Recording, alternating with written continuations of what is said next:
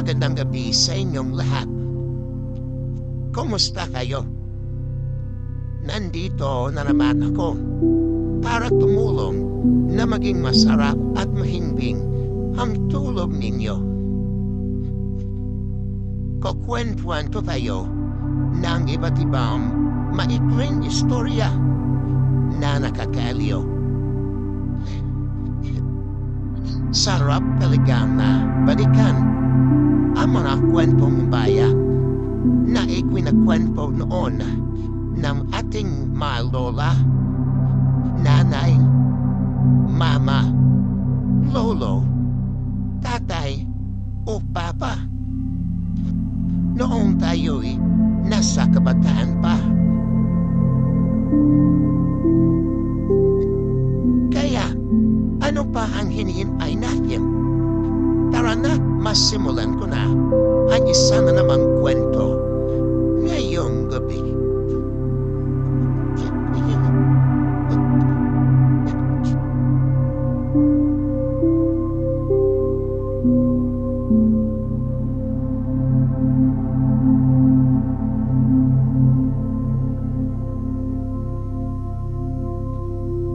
Siguro, ngayong panahon ay updated kayo kung ano ang nangyayari sa ating kalikasan. Lalong-lalo na sa ating mga bulkan.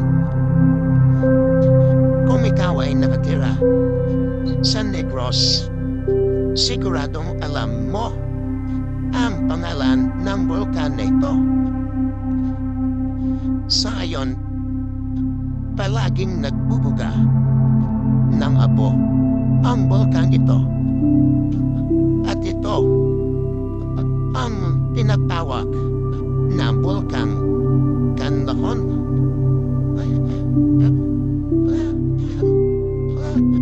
Ang ikukwento ko ngayong gabi ay ang alamat ng bulkan Canlaon.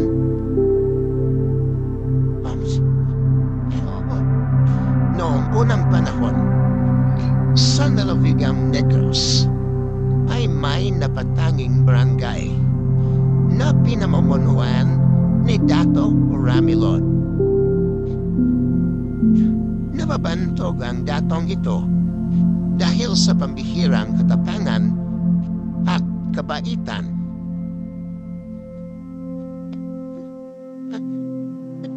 Ngunit, higit sa lahat, ang sanhi ng kabantugan ng datong ito ay dahil sa kanyang napakagandang anak na si Kang.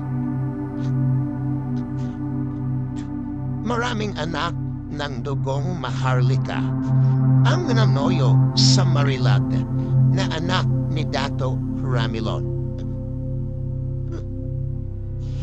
Ang mga ito ay maluwag sa loob, namang tinatanggap na mabait na dato.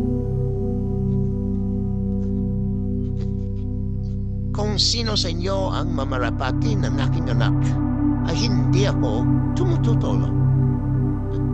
Ang malimit masabi ng dato sa mga talisuyo ng kanyang anak. Ngunit, ang magandang si Kang ay may kasintahan na ang magiting na Silaon na anak ng isang raha sa karatig na barangay. Isang araw, ang magkasintahan ay nagtapat kay Dato Ramilon. Silaon po ay napili kong maging kapilas ng puso.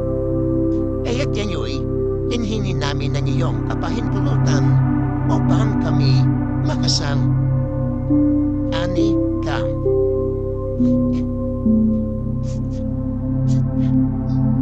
Siya pong tunay mahal na dato. Pagtotoo nilahon. Kung gayo'y humanahayod sa pagbibilog ng buwan, ay papakasal ko kayo. Pasiya ni Dato Ramilon.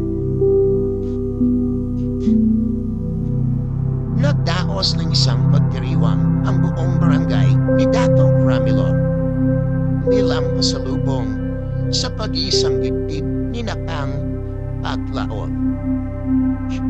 Ngunit, nang pinambubaflood na ang dalawa, isang tauhan ang marap sa dato at nagsabing umaahon sa pangpang ang isang pangkat na makawal na pinumunuan ni Dato Subanon ng Palawan. Kung gayoy, pahandain ang mga awal sa pagtatanggol, utos ni Dato. Alam niyang si Dato Subanon ay masugid na mangingibig ng kanyang anak. Nagkalabanan. Dahil sa dami ng mga kawal ni Dato Subanon, ang mga kawal ni Dato Oramelon ay nagabi.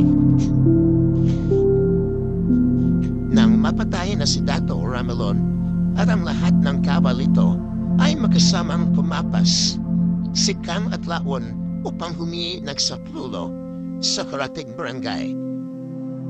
Ngunit, tinugi sila ng mga kalabang awal at nang abutan ay pinagsisibat ng walang patumangga. Magkayakap pa na malugmok ang magkasintahan. Kinabukasan, sa puok na kinabuwalan ng isawing magkasintahan, ay may lumitaw na isang munting burol. At ito ay tumawag ng pansin sa mga kawal ni Dato Subanon.